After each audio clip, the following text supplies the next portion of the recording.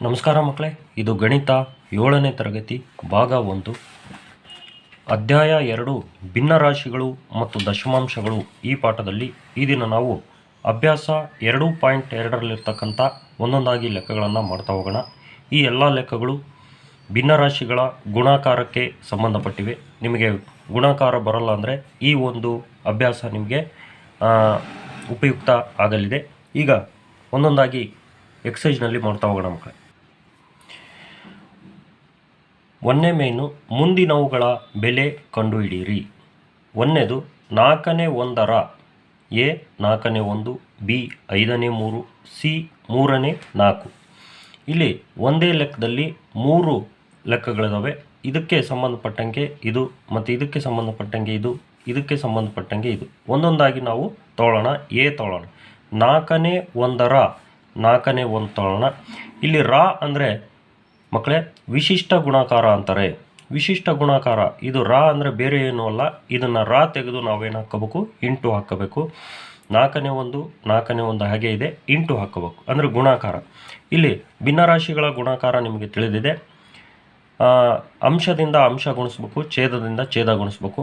ಒಂದು ವೇಳೆ ಅದಕ್ಕಿಂತ ಮುಂಚೆ ಏನಾದರೂ ಭಾಗ ಆದರೆ, ಅಂಕಿಗಳು ಭಾಗ ಆದರೆ, ಮೇಲೆ ಕೆಳಗೆ ಭಾಗ ಆದರೆ ಭಾಗಿಸ್ಬೇಕು. ಇಲ್ಲಿ ಯಾವ ಭಾಗ ಆಗಲ್ಲ. ಹಾಗಾಗಿ ನಾವು 1 1 1, 4 4 16 ಗುಣಿಸ್ಬಿಡ್ತೀವಿ. ಮಗ್ಗಿ ಹೇಳ್ಬೇಕು, ಗುಣಿಸೋದಂದ್ರೆ ಮಗ್ಗಿ.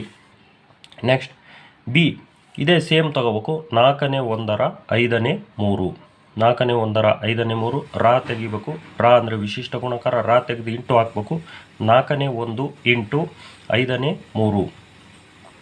ಇಲ್ಲಿ ಅಂಶದಿಂದ ಅಂಶ ಗುಣಿಸೋಣ. 1 3 3, 4 5 20. ಯಾವ ಭಾಗ ಆಗಲ್ಲ, ಹಾಗಾಗಿ ಗುಣಿಸ್ಬಿಟ್ವಿ. ನೆಕ್ಸ್ಟ್ ಸಿ, 4ನೇ 1ರ 3ನೇ 4 ತಗೊಂಡ್ವಿ. ರಾ ತೆಗೆದು ಏನು ಮಾಡಬೇಕು, ಇಂಟು ಮಾಡಬೇಕು. ರಾನ ತೆಗೆದು ಇಂಟು ಮಾಡಿದ್ವಿ. ಇಲ್ಲಿ ಮೊದಲೇ ಅಂಶ ಗುಣಿಸೋದಕ್ಕಿಂತ ಮುಂಚೆ ನಾವು ಇಲ್ಲಿ ಭಾಗ ಆಗ್ತಾವೆ. 4 4 ಒಂದೇ ಮಗ್ಗಿಂದ ಅಂದರೆ 4 ಮಗ್ಗಿಂದ ಭಾಗ ಆಗುತ್ತೆ. 4 1 4, 4 1 4. ಇಲ್ಲಿ ಮೇಲೆ ಅಂಶ ಗುಣಿಸೋಣ. 1 1 1, ಕೆಳಗೆ ಛೇದಗಳು ಗುಣಿಸೋಣ. 1 3 3, 3ನೇ 1 ಉತ್ತರ. ನೆಕ್ಸ್ಟ್ ಅದರಲ್ಲೇ 1ನೇ ಮೇನ್ನಲ್ಲೇ 2ನೇದು 7ನೇ 1ರ ಎ 9ನೇ 2, ಬಿ 5ನೇ 6, ಸಿ 10ನೇ 3. 7ನೇ 1ರ ಒಂದೇ ತಗೊಳ್ಳೋಣ, ಎ ತಗೊಳ್ಳೋಣ. 7ನೇ 1ರ 9ನೇ 2. ಇಲ್ಲಿ ವಿಶಿಷ್ಟ ಗುಣಾಕಾರ. ಇದು ಕೂಡ ರಾ ತೆಗೆದು ನಾವೇನು ಹಾಕಬೇಕು, ಇಂಟು ಹಾಕಬೇಕು. 7ನೇ 1 ಇಂಟು 9ನೇ 2. ಇಲ್ಲಿ ಯಾವ ಮೇಲೆ ಕೆಳಗೆ ಭಾಗ ಆಗಲ್ಲ. ಹಾಗಾಗಿ ಅಂಶದಿಂದ ಅಂಶ ಗುಣಿಸೋಣ. 1 2 2, ಛೇದದಿಂದ ಛೇದ ಗುಣಿಸೋಣ. 7 9 63, 63ನೇ 2. ನೆಕ್ಸ್ಟ್ ಬಿ, 7ನೇ 1ರ 5ನೇ 6. ಇಲ್ಲಿ ರಾ ತೆಗೆದು ಏನು ಹಾಕಬೇಕು, ಇಂಟು ಹಾಕಬೇಕು. 5ನೇ 6 ಹಂಗೆ ಬರೆದ್ವಿ. 7ನೇ 1 ಕೂಡ ಹಂಗೆ ಬರೆದ್ವಿ. ಮೇಲೆ ಕೆಳಗೆ ಯಾವ ಭಾಗ ಆಗಲ್ಲ. ಹಾಗಾಗಿ ನಾವು 1 6 6, 7 5 35 ಬರೆದ್ವಿ. Next C, 7ನೇ 1ರ 10ನೇ 3. ಇಲ್ಲಿ ರಾ ತೆಗೆದು ಏನು ಹಾಕಬೇಕು, ಇಂಟು ಹಾಕಬೇಕು. ಅಂಶದಿಂದ ಅಂಶ ಗುಣಿಸೋಣ. 1 3 3, ಛೇದದಿಂದ ಛೇದ ಗುಣಿಸೋಣ. 7 10 70, 70ನೇ 3. ಇಲ್ಲಿಗೆ ನಮ್ಮ 1ನೇ ಮೇನ್ ಲೆಕ್ಕಗಳು ಮುಗಿದು ಎರಡು ಲೆಕ್ಕಗಳು, 2ರಲ್ಲಿ ಮತ್ತೆ ಸಬ್ 3 3 ಅಂದರೆ ಒಟ್ಟು 6 ಲೆಕ್ಕಗಳು ಮುಗಿದು. ನೆಕ್ಸ್ಟು 2ನೇ ಮೇನು ಮಾಡೋಣ, ಓದೋಣ. ಗುಣಿಸಿ ಮತ್ತು ಕನಿಷ್ಠ ರೂಪಕ್ಕೆ ಪರಿವರ್ತಿಸಿ ಸಾಧ್ಯವಾದಲ್ಲಿ ಅಂತ ಗುಣಿಸ್ಬೇಕು. ಆಮೇಲೆ ನಾವು ಕನಿಷ್ಠ ರೂಪ ಅಂದರೆ ಕಡಿಮೆ ಮಾಡಿ ಇಡಬೇಕು. ಕಡಿಮೆ ಮಾಡೋದು ಅಂದರೆ ನಾವು ಭಾಗಿಸ್ಬೇಕು, ಮೇಲೆ ಕೆಳಗೆ ಭಾಗಿಸ್ಬೇಕು. ಈಗ 1ನೇ ಲೆಕ್ಕವನ್ನು ಬರ್ಕೊಂಡ್ವಿ. 3ನೇ 2 ಇಂಟು 2 3ನೇ 2. ನಾವು ಇಲ್ಲಿ ಗುಣಿಸೋದಕ್ಕಿಂತ ಮುಂಚೆ ಇಲ್ಲಿ ಏನು ಮಿಶ್ರ ಭಿನ್ನರಾಶಿ ಇರುತ್ತೆ, ಆ ಮಿಶ್ರ ಭಿನ್ನರಾಶಿನ ವಿಷಮ ಮಾಡ್ಕೋಬೇಕು. 3ನೇ 2 ಹಂಗೆ ಬರ್ಕೊಂಡ್ವಿ, ಇಂಟು. ಇದು ವಿಷಮ ಮಾಡೋದು ಹೇಗೆ, 3 2 6. ನೋಡಿರಿ, ಇದು ಪೂರ್ಣಾಂಕ, ಇದು ಛೇದ. ಇವೆರಡು ಗುಣಿಸ್ಬೇಕು. 2 3 6, 6 ಅಂಶ ಕೂಡಬೇಕು. 6 ಬಂದಿದೆ. 6 2 8. ತಪ್ಪು ಮಾಡಿದ್ದೀವಿ. ಹೌದು, ಇಲ್ಲಿ ತಪ್ಪು ಮಾಡಿದ್ವಿ. 3 2 6, 6 2 8. ನಾವು ಗುಣಿಸ್ಬಿಟ್ಟು 6 2 ಅಂತ ಗುಣಿಸ್ಬಿಟ್ಟಿವಿ, ತಪ್ಪಾಗಿದೆ. 3 2 6, 6 2 8. ಇಲ್ಲಿ ಮೇಲೆ ಕೆಳಗೆ ಯಾವ ಮಗ್ಗಿಂದನೂ ಭಾಗ ಆಗಲ್ಲ, ಸೇಮ್ ಮಗ್ಗಿಂದ. ಹಾಗಾಗಿ ಅಂಶದಿಂದ ಅಂಶ ಗುಣಿಸೋಣ. 8 2 16, ಒಂದು ತಪ್ಪಾಗಿಬಿಟ್ರೆ ಆ ತಪ್ಪು ಮುಂದುವರಿತದೆ, ಎಲ್ಲ ಸ್ಟೆಪ್ಪುಗಳಲ್ಲೂ ತಪ್ಪಿರ್ತದೆ. ನಾವು ಅದನ್ನು ಸರಿಪಡಿಸ್ಬೇಕು. 3 3 9 ತಪ್ಪು ಮಾಡಿದ್ದೀನಿ, 9ನೇ 16 ಆಯಿತು. ಇಲ್ಲಿ 9ನೇ 16 ಬಂತು. ಇದು ವಿಷಮ ಭಿನ್ನರಾಶಿ. ವಿಷಮ ಭಿನ್ನರಾಶಿನ ಮಿಶ್ರ ಮಾಡಿ ಇಡಬೇಕು. 16 ಮೇಲಿನ ಅಂಶವನ್ನು ಛೇದ 9ರಿಂದ ಭಾಗಿಸ್ಬೇಕು. 9 1 9, 16ರಲ್ಲಿ 9 ಹೋದರೆ 7. ಇಲ್ಲಿ ಏನು ಭಾಗಲಬ್ಧ ಬಂದಿದೆ ಅದನ್ನು ನಾವು ಪೂರ್ಣಾಂಕ ಬರಿತೀವಿ. ಛೇದ ಎಷ್ಟಿದೆಯೋ ಅಷ್ಟೇ ಇರುತ್ತೆ, 9ಕ್ಕೆ 9 ಇರ್ತದೆ. ಇಲ್ಲಿ ಶೇಷ ಎಷ್ಟು ಉಳಿತು 7 ಹಂಗೆ ಬರಿತೀವಿ. 1 9ನೇ 7. ನೆಕ್ಸ್ಟ್ ಎರಡನೇ ಲೆಕ್ಕ. ಎರಡನೇ ಲೆಕ್ಕದಲ್ಲಿ 7ನೇ 2 ಇಂಟು 9ನೇ 7 ಇದೆ. ಇಲ್ಲಿ ಮೇಲೆ ಕೆಳಗೆ ಒಂದೇ ಮಗ್ಗಿಂದ 7 7 ಭಾಗ ಆಗ್ತವೆ. 7 1 7, 7 1 7 ಹೊಡೆಯೋಣ. ಉಳಿದಿದ್ದೇನು 2 1 2, 1 9 9, 9ನೇ 2 ಉತ್ತರ. ನೆಕ್ಸ್ಟ್ ಮೂರನೇ ಲೆಕ್ಕ 8ನೇ 3 ಇಂಟು 4ನೇ 6. ಇಲ್ಲಿ 2 ಮಗ್ಗಿಂದ ಇದು 6 ಮತ್ತು 4 ಭಾಗ ಆಗುತ್ತೆ. 2 3 6, 2 2 4. ಹಾಗಾಗಿ ಮೇಲಿನ ಅಂಶಗಳನ್ನು ಗುಣಿಸೋಣ. 3 3 9, 8 2 16, 16ನೇ 9 ಉತ್ತರ. ಅದೇ 4ನೇ ಲೆಕ್ಕವನ್ನು ನೋಡೋಣ. 5ನೇ 9 ಇಂಟು 5ನೇ 3. ಇಲ್ಲಿ ಮೇಲೆ ಕೆಳಗೆ ಯಾವ ಕೂಡ ಭಾಗ ಆಗೋದಿಲ್ಲ, ಹಾಗಾಗಿ ಅಂಶದಿಂದ ಅಂಶ ಗುಣಿಸ್ಬೇಕು. 9 3 27, 5 5 25. ಇಲ್ಲಿ 25ನೇ 27 ಬಂದಿದೆ. ಇದು ವಿಷಮ ಭಿನ್ನ ರಾಶಿಯಾಗಿದೆ, ಹಾಗಾಗಿ ಇದನ್ನು ಅಂಶವನ್ನು ಛೇದದಿಂದ ಭಾಗಿಸ್ಬೇಕು. 27ನ್ನು 25ರಿಂದ ಭಾಗಿಸೋಣ. 25 1 25, 27ರಾಗೆ 25 ಹೋದರೆ ಇನ್ನು 2. ಇಲ್ಲಿ ಪೂರ್ಣಾಂಕ ಏನು ಬಂದಿದೆ, ಇಲ್ಲಿ ಭಾಗಲಬ್ಧ, ಅದನ್ನು ಪೂರ್ಣಾಂಕ ಅಂತ ಬರ್ಕೊಳ್ತೀವಿ. 1. ಛೇದ ಎಷ್ಟಿದೆಯೋ ಅಷ್ಟೇ ಇರುತ್ತೆ, ಶೇಷ 2 ಮೇಲೆ ಬರಿತೀವಿ. 1 25ನೇ 2. ನೆಕ್ಸ್ಟ್ 5ನೇ ಲೆಕ್ಕ 3ನೇ 1 ಇಂಟು 8ನೇ 15. ಇಲ್ಲಿ 3 ಮತ್ತು 15 3 ಮಗ್ಗಿಯಿಂದ ಭಾಗ ಆಗ್ತದವೆ. ಮೇಲೆ ಕೆಳಗೆ ಇದ್ದರೆ ಭಾಗಿಸ್ಬೋದು, ಇಲ್ಲಿ ಇದ್ದರೆ ಭಾಗಿಸ್ಬೋದು, ಇಲ್ಲಿ ಇದ್ದರೆ ಭಾಗಿಸ್ಬೋದು, ಇಲ್ಲಿ ಇದ್ದರೆ ಭಾಗಿಸ್ಬೋದು, ಇಲ್ಲಿ ಇದ್ದರೆ ಭಾಗಿಸ್ಬೋದು. 3 1 3, 3 5 15, 1 5 5 ಉತ್ತರ, 1 8 8 ಉತ್ತರ, 8ನೇ 15 ಉತ್ತರ. ನೆಕ್ಸ್ಟ್ 6ನೇ ಲೆಕ್ಕ 2ನೇ 11 ಇಂಟು 10ನೇ 3. ಇಲ್ಲಿ ಮೇಲೆ ಕೆಳಗೆ ಯಾವುವು ಕೂಡ ಒಂದೇ ಮಗ್ಗಿಂದ ಭಾಗ ಆಗಲ್ಲ, ಹಾಗಾಗಿ ಅಂಶದಿಂದ ಅಂಶ ಗುಣಿಸೋಣ. 11 3 33, 2 10 20. ಇಲ್ಲಿ 20ನೇ 33 ವಿಷಮ ಭಿನ್ನರಾಶಿಯಾಗಿರೋದ್ರಿಂದ ನಾವು ಮಿಶ್ರ ಭಿನ್ನರಾಶಿ ಮಾಡೋಣ. 33ನ್ನು ನಾವು 20ರಿಂದ ಭಾಗಿಸೋಣ. 21 20, 33ರಾಗಿ 20 ಹೋದರೆ ಇನ್ನು 13. ಇಲ್ಲಿ ಪೂರ್ಣಾಂಕವನ್ನು ಮಾಡ್ತೀವಿ ನಾವು. ಭಾಗಲಬ್ಧವನ್ನು ಪೂರ್ಣಾಂಕ ಮಾಡ್ಕೊಂಡ್ವಿ, ಛೇದ ಎಷ್ಟಿದೆಯೋ ಅಷ್ಟೇ ಬರೆದ್ವಿ. ಶೇಷ 13, 1 20ನೇ 13. ನೆಕ್ಸ್ಟ್ 7ನೇ ಲೆಕ್ಕ 5ನೇ 4 ಇಂಟು 7ನೇ 12. ಇಲ್ಲಿ ಕೂಡ ಯಾವ ಕೂಡ ಒಂದೇ ಮಗ್ಗಿಂದ ಭಾಗ ಆಗಲ್ಲ, ಮೇಲೆ ಕೆಳಗೆ ಅಕ್ಕಪಕ್ಕದಲ್ಲಿ ಭಾಗ ಆಗ್ತವೆ. ಆದರೆ ಮೇಲೆಯಿಂದ ಮೇಲೆ ಭಾಗಿಸಂಗಿಲ್ಲ, ಅಂಶ ಗುಣಿಸ್ಬೇಕು ಹೊರತು ಭಾಗಾಕಾರ ಅಲ್ಲ ಅದು. ಮೇಲೆ ಕೆಳಗೆ ಭಾಗಾಕಾರ ಇವೆರಡು ಗುಣಿಸ್ಬೇಕು. 12 4 48, 7 5 35. ಇದು ವಿಷಮ ಭಿನ್ನರಾಶಿ ಆಗಿರೋದ್ರಿಂದ ಮಿಶ್ರ ಭಿನ್ನರಾಶಿ ಮಾಡೋಣ. 48ನ್ನು 35ರಿಂದ ಭಾಗಿಸೋಣ. 35 1 35, 8ರಾಗ 5 ಹೋದರೆ 3, 4ರಾಗ 3 ಹೋದರೆ 1. ಇಲ್ಲಿ ಭಾಗಲಬ್ಧನ ಇಲ್ಲಿ ಪೂರ್ಣಾಂಕ ಮಾಡಿದ್ವಿ. ಆಮೇಲೆ ಇಲ್ಲಿ ಛೇದ ಎಷ್ಟಿದೆಯೋ ಅಷ್ಟೇ 35, ಶೇಷ 13. 1 35ನೇ 13 ಉತ್ತರ. ನೆಕ್ಸ್ಟ್ 3ನೇ ಮೇನ್ ಓದೋಣ. ಮುಂದಿನ ಭಿನ್ನರಾಶಿಗಳನ್ನು ಗುಣಿಸಿ ಅಂತ ಇದೆ. 1ರಿಂದ ಹಿಡಿದು 7 ಲೆಕ್ಕಗಳನ್ನು ನಾವು ಎಕ್ಸೈಜ್ನಲ್ಲಿ ನೋಡೋಣ. 1ನೇ ಲೆಕ್ಕ 5ನೇ 2 ಇಂಟು 5 4ನೇ 1. ಇಲ್ಲಿ ಮಿಶ್ರ ಭಿನ್ನರಾಶಿ ಇದೆ, ವಿಷಮ ಭಿನ್ನರಾಶಿ ಮಾಡೋಣ. 5ನೇ 2 ಅದೇ ರೀತಿ ಬರೆಯೋಣ. ಇಂಟು 4 5 20, 20 1 ಕೂಡಬೇಕು. 21 21, 4ನೇ 21 ಆಯಿತು. ಇಲ್ಲಿ ಮೇಲೆ ಕೆಳಗೆ ಯಾವ ಭಾಗ ಆಗ್ತವೆ? 2 1 2, 2 2 4. ಹಾಗಾಗಿ 1 ಇಂಟು 21 ಅಂದರೆ ಇವೆರಡು ಗುಣಿಸ್ಬೇಕು. 21 ಒಂದಲೇ 21, 5 ಎರಡಲೇ 10. ಇದು ವಿಷಮ ಭಿನ್ನರಾಶಿ. ಈ ವಿಷಮ ಭಿನ್ನರಾಶಿನ ಮಿಶ್ರ ಭಿನ್ನರಾಶಿ ಮಾಡಬೇಕು. ಅಂಶವನ್ನು ಛೇದದಿಂದ ಭಾಗಿಸ್ಬೇಕು. 10ರಿಂದ 21 ಭಾಗಿಸೋಣ. 10 ಎರಡಲೇ 20, 21ರಾಗೆ 20 ಹೋದರೆ ಇನ್ನು 1. ಇಲ್ಲಿ ಭಾಗಲಬ್ಧ ಏನಿದೆ ಅದು ಪೂರ್ಣಾಂಕ ಮಾಡೋಣ 2. ಛೇದ ಎಷ್ಟಿದೆಯೋ ಅಷ್ಟೇ ಇರಬೇಕು. ಇಲ್ಲಿ ಶೇಷ ಎಷ್ಟು ಉಳಿದಿದೆ 1, ಅದೇ ಬರೀಬೇಕು. 2 10ನೇ 1.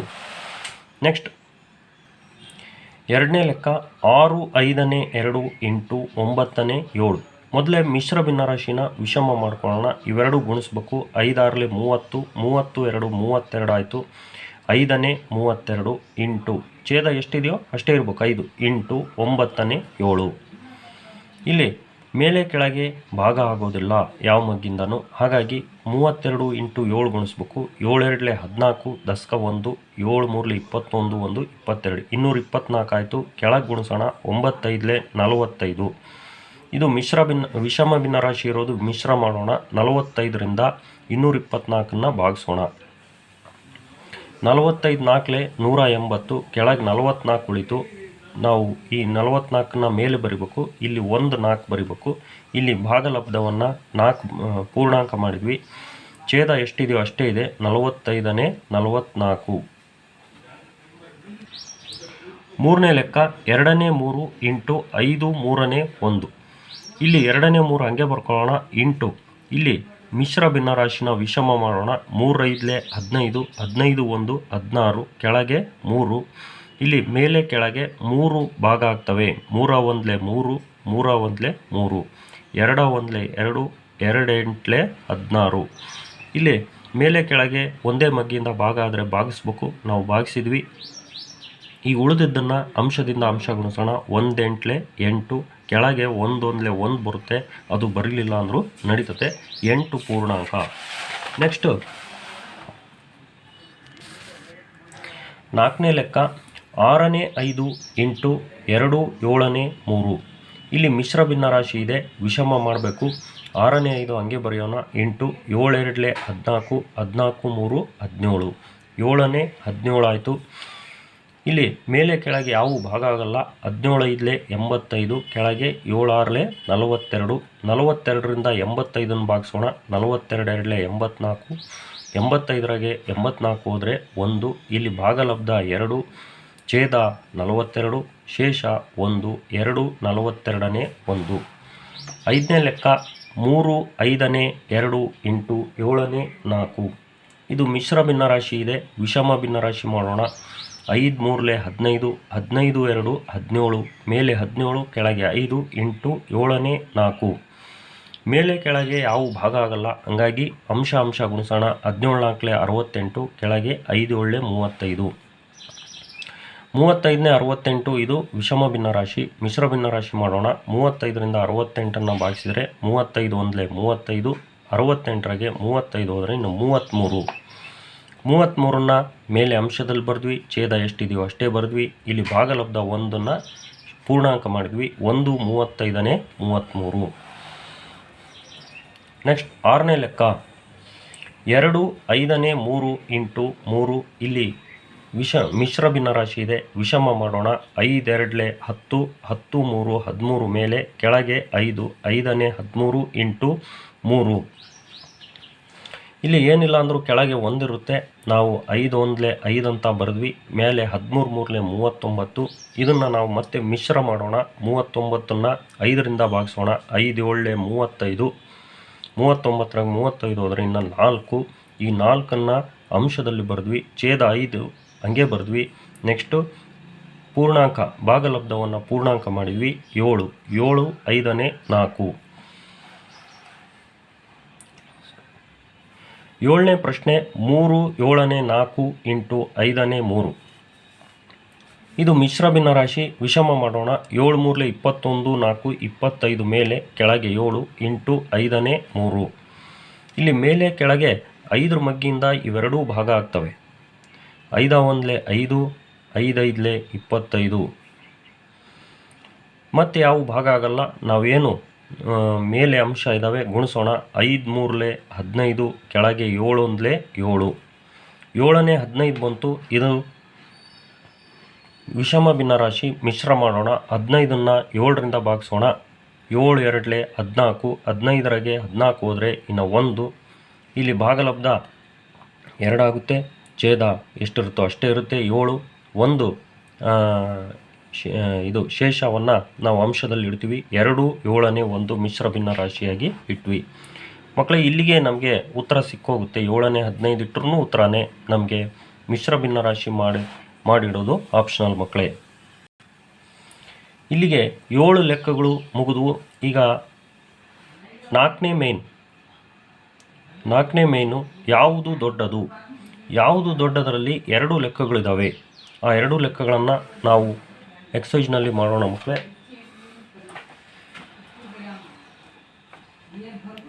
ಒಂದನೇದು 7ನೇ 2ರ 4ನೇ 3 ಅಥವಾ 5ನೇ 3ರ 8ನೇ 5. ಈ ಎಡಭಾಗದಲ್ಲಿರೋದು ದೊಡ್ಡದೋ, ಇದು ಬಲಭಾಗದಲ್ಲಿರೋದು ದೊಡ್ಡದೋ ಅಂತ ಕೇಳಿದ್ದಾರೆ. ಇಲ್ಲಿ ನಾವು ಇದನ್ನು ಮೊದಲೇ ಬೆಲೆ ಕಂಡುಹಿಡ್ಕೊಳ್ಳೋಣ. ರಾನ ತೆಗೆದು ಇಂಟು ಮಾಡೋಣ. 7ನೇ 2 ಇದು 1 ತಪ್ಪಾದರೆ ಮುಂದೆಲ್ಲ ಸರಿ ಮಾಡಬೇಕಾಗುತ್ತೆ. ಇಲ್ಲಿ 2 ಇರೋದು 3 ಬರ್ಕೊಂಡ್ಬಿಟ್ಟಿದೆ. ಈಗ ಮತ್ತೆ 2 ಮಾಡಿದ್ದೀನಿ, ಮುಂದೆಲ್ಲ ಸರಿ ಮಾಡಿದ್ದೀನಿ. 7ನೇ 2 ರಾ ತೆಗೆದು ಇಂಟು ಮಾಡಿದ್ವಿ. 4ನೇ 3 ಅದೇ ರೀತಿ ಬರ್ಕೊಂಡ್ವಿ. ಮೇಲೆ ಕೆಳಗೆ ಇವೆರಡು ಭಾಗ ಆಗ್ತವೆ. 2 1 2, 2 2 4, 1 3 3 ಬರುತ್ತೆ. ಇಲ್ಲಿ 7 2 14 ಬರುತ್ತೆ. ಓಕೆ, 2 1 2, 2 2 4 ಭಾಗಿಸಿದ್ವಿ. ಇಲ್ಲಿ ಅಂಶ ಗುಣಿಸೋಣ. 1 3 3, 7 2 14. ಈ ಕಡೆಗೆ 5ನೇ 3 ರಾ ತೆಗೆದು ಇಂಟು ಮಾಡಿದ್ವಿ. 8ನೇ 5 ಹಂಗೆ ಬರೆದ್ವಿ. ಇಲ್ಲಿ ಮೇಲೆ ಕೆಳಗೆ 5 5 ಭಾಗ ಆಗ್ತವೆ. 5 1 5, 5 1 5. ಮೇಲೆ ಅಂಶ ಗುಣಿಸೋಣ. 3 1 3, ಕೆಳಗೆ ಛೇದ ಗುಣಿಸೋಣ. 8 1 8. ಇಲ್ಲಿ 2 ಸಮ ಇದಾವೋ ಅಥವಾ ಯಾವುದು ದೊಡ್ಡದು ಅಂತ ಕೇಳಿದ್ದಾರೆ. ಯಾವುದು ದೊಡ್ಡದು, ಯಾವುದು ಸಮ, ಯಾವುದು ಚಿಕ್ಕದು ಅಂತ ಗೊತ್ತಾಗಬೇಕಂದ್ರೆ ನಮಗೆ ಛೇದ ಸಮ ಆಗಬೇಕು. ಇಲ್ಲಿ 14 ಇದೆ, ಇಲ್ಲಿ 8 ಇದೆ. ಹಾಗಾಗಿ ಛೇದ ಸಮ ಮಾಡ್ಕೋಬೇಕಂದ್ರೆ ಇವೆರಡಕ್ಕೂ ಲಾಸಾ ಕಂಡುಹಿಡಿಬೇಕು.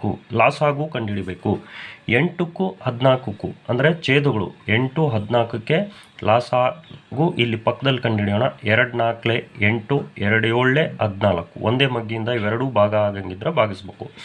ಆಮೇಲೆ ಮತ್ತೆ ಭಾಗ ಆಗಲ್ಲ, ಹಾಗಾಗಿ ಇವನ್ನ ಗುಣಿಸ್ಬೇಕು. 2 ಇಂಟು 4 ಇಂಟು 7, 2 4 8, 8 7 56 ಲಾಸಾಗು. ಅಂದರೆ ಇಲ್ಲಿ ಛೇದಗಳಲ್ಲಿ 56 ಬರ್ಬೇಕು ನಮಗೆ. 14 4 56 ಆಗುತ್ತೆ. ಹಾಗಾಗಿ ಕೆಳಗೆ 4 ಗುಣಿಸ್ತೀವಿ, ಮ್ಯಾಲೂ 4 ಗುಣಿಸ್ಬೇಕು. ನೆಕ್ಸ್ಟ್ 8 7 56, ಹಾಗಾಗಿ 7 ಗುಣಿಸ್ತೀವಿ, ಮ್ಯಾಲೂ ಕೂಡ 7 ಗುಣಿಸ್ತೀವಿ. ಇಲ್ಲಿ ಗುಣಿಸೋಣ. 3 4 12 ಬಂತು. 14 4 56, 3 7 21, 8 7 56.